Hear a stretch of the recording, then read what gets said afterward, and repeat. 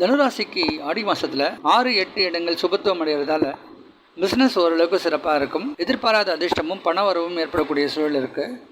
அதே சமயத்தில் ஒரு சிலருக்கு கடன் ஏற்படக்கூடிய சூழல் இருக்கும். 6ஆம் இடத்துலேயே குருமங்கள யோகம் அமையிறதால 6ஆம் இடம் கொஞ்சம் அதிக சுபத்துவம் அடைகிறது.